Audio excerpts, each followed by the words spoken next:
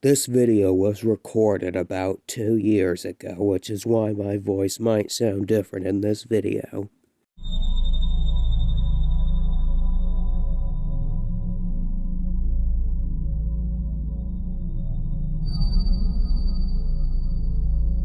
My friends and I have a Snapchat group together, which means when someone sends a picture to the group, everyone gets the picture. There's 5 of us in the group: Marvin, Glenn, Joe, Jared, and me.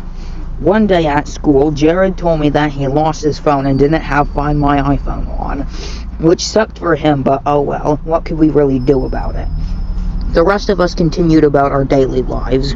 I was at the gas station and I saw a funny looking guy who looked like he didn't know how to use a gas pump, so I thought it would be funny to sneak a quick video of him and send it to the Snapchat group. I got home and checked Snapchat and saw the snap was opened. I checked to see which one of my friends opened it and was kinda surprised to see Jared's name under the opened list. I texted Jared asking if he had found his phone, but the text never said delivered. I asked all my other friends if they had spoken to Jared about his phone. Joe said he was hanging out with Jared as we spoke. He also said Jared did not find his phone. He put Jared on the phone for me and told me to come over. When I got to Joe's house, he and Jared had already thought to look at the snap map to see that the location had not been turned off, and it said whoever was using Jared's phone last opened it 4 minutes ago. Its location was an abandoned construction grounds. Ready to go kick some ass, or at least thinking we were, we agreed to drive down to the construction site. Getting there was quick and easy, but hopping the fence and navigating in the dark was a different story. According to the snap map, Jared's iPhone was somewhere in a big abandoned building in front of us. The 3 of us, all above 6 feet, definitely felt we could get the better of anyone in a fight. The situation was unsettling. We found a big hole in the wall where we could enter the building. Joe and I used our phone lights to find our way through the building. It was cold and empty in there. There was graffiti and rubble everywhere, and every little sound created an echo. The last time Snapchat updated Jared's location was 5 minutes ago. The location was right on top of us. It didn't seem like anyone or anything was on the first floor, so we went to the second floor. We found ourselves in a big empty room. Joe checked the location of Jared's phone one more time, and it appeared that all 3 of our phones were in the same exact location. The sound of a camera shutter, accompanied with a blindingly bright flash coming from another room, made the 3 of us freeze like a deer in headlights. Jared was the first one to run for it, screaming. Joe and I followed. Soon we were running back down the stairs and out the hole to the outside. We got to the car and drove back to Joe's house. On the way back, Joe and I got a Snapchat from Jared's phone. I was the first one to open it, and it was a picture of the 3 of us standing in that room with the caption, "Run." We never went back to that building for his phone. In fact, after that, the location on Jared's phone was turned off until Jared signed in on a different phone. I was looking to buy the iPhone 5 about a year ago. I found a guy on Craigslist who was selling his for $200. He claimed that it was in mint condition and that he wanted to upgrade to the 5C. I didn't know much about testing a phone to make sure everything works, so I brought my brother along who knew a lot more than I did. We met halfway at a Dunkin' Donuts at like 10 o'clock at night. 2 large, intimidating guys stepped out of a black Honda and walked over to us.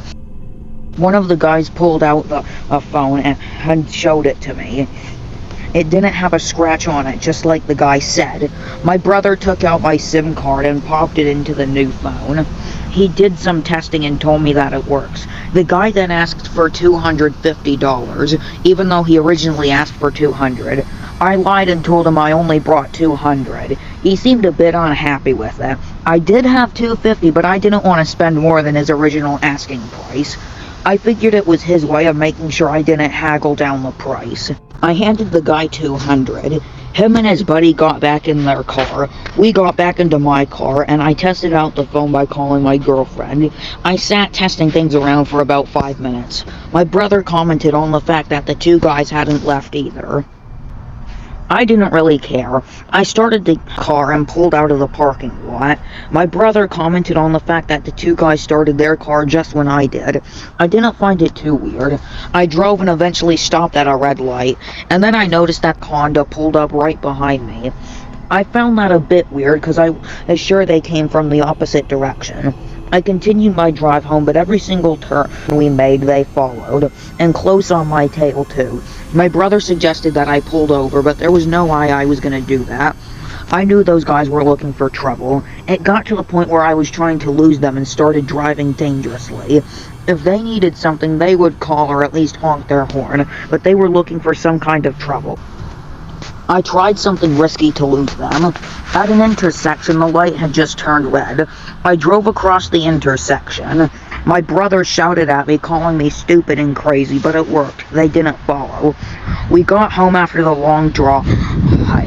Our hearts were still racing after the intensity of the situation.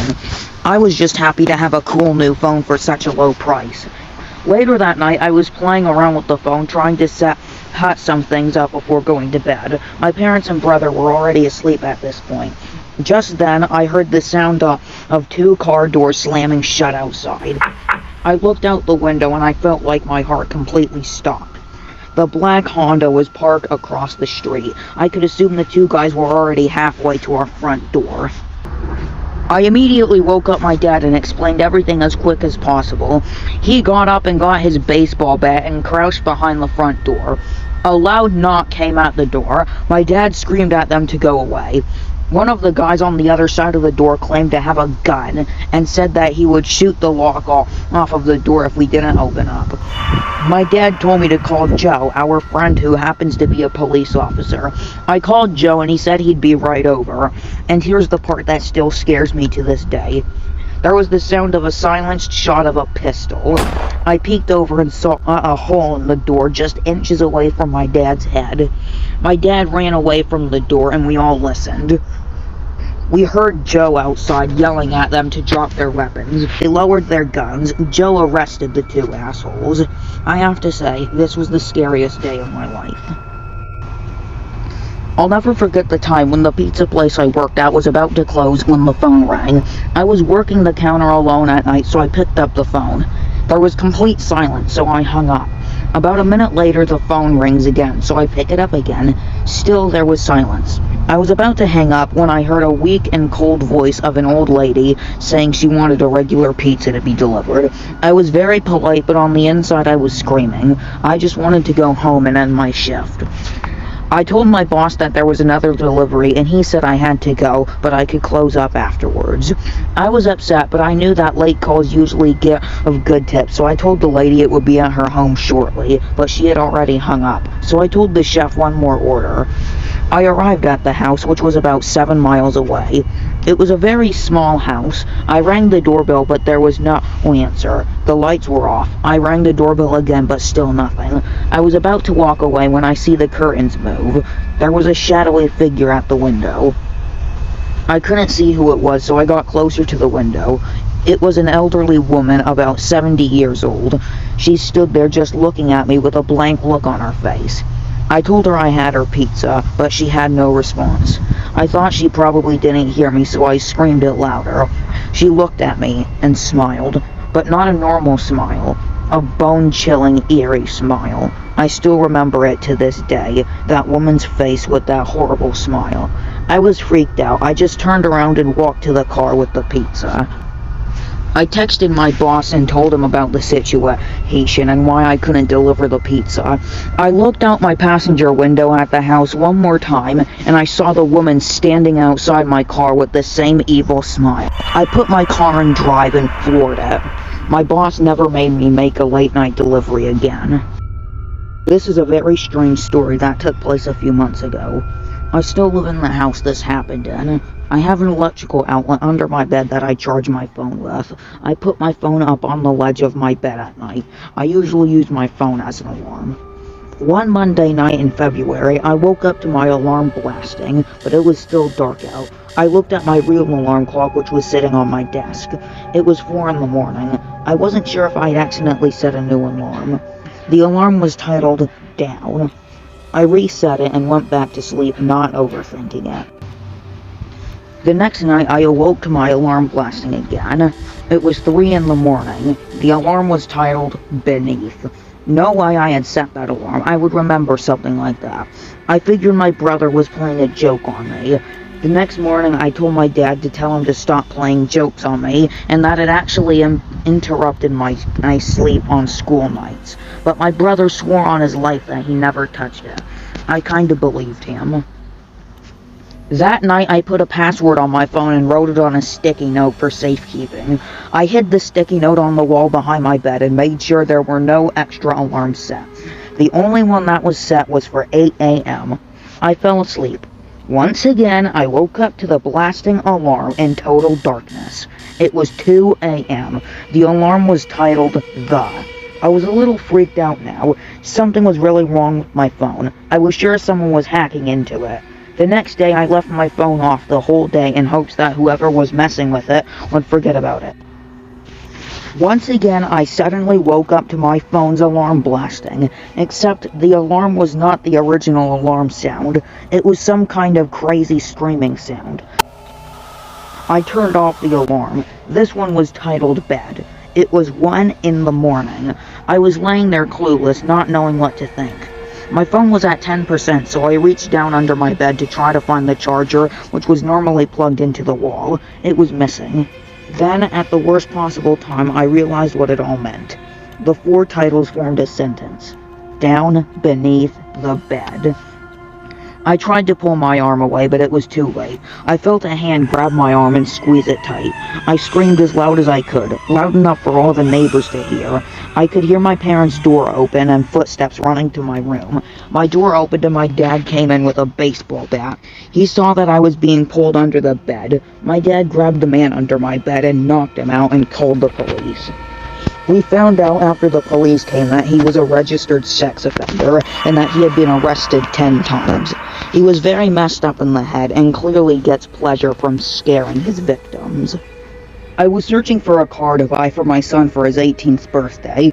I searched all the normal car sites. They were all overpriced as expected. Craigslist was the only place to find an actual deal. About a week or so into my search, I found a 2003 Toyota Camry with no accidents, low mileage, and no damage for only $3,500. It seemed like a steal for such a reliable car. The seller lived about 10 miles away, which was a reasonable drive when searching for a car. I decided to give him a call to set up a time to come and check it out. He introduced himself as Bob. Bob sounded normal on the phone as he assured me that there were no problems with the car. I brought along $3,500 in cash, even though I planned on haggling down the price as much as possible. I pulled up the dirt road to Bob's property about 15 minutes early. It was a tiny house within a decent-sized property. The garage was open, so I walked over to see if anybody was inside. With the exception of a fair amount of car parts, it was empty. The Toyota was nowhere in sight. The only vehicle on the property was an old pickup truck. I went over to the house to check the house numbers. It was the right house. The doorbell button was missing, so I knocked on the front door. I knocked for a couple minutes before deciding to give the man a call. I dialed his number and heard the sound of his cell phone ringing from inside the house. I became extremely confused. I knew that I had the right house, so why wouldn't he answer his phone, I wondered. I decided to peek through one of the windows to see if anybody was inside. Peering through the glass, I couldn't see much because it was so dark inside the house. It was a very old-fashioned dining room set. Across from that, I saw somebody standing by the back door of the house staring outside. That must have been Bob, so I knocked on the window, but he didn't even move. There was no gate or anything to the backyard. It was just a wide-open yard, so I walked around the house to the backyard. I couldn't understand how Bob couldn't hear me. When I got to the back door, I made a shocking realization. The figure standing by the back door was a taxidermied human being. I ran back the way I came as fast as I could to get to the car. I looked up one last time before driving off. The blinds to the window I had peeked through had been shut. However, I could see 2 of the blinds bent open. Somebody was watching me. I put my foot to the gas pedal all the way home. The whole situation made no sense at all. All the car parts, the fact that there was no Toyota Camry, the taxidermied human being, all of this led me to believe that whoever that man was wasn't planning on selling me anything. It also led to the disturbing thought that I might have become a lifeless statue staring out that man's back door.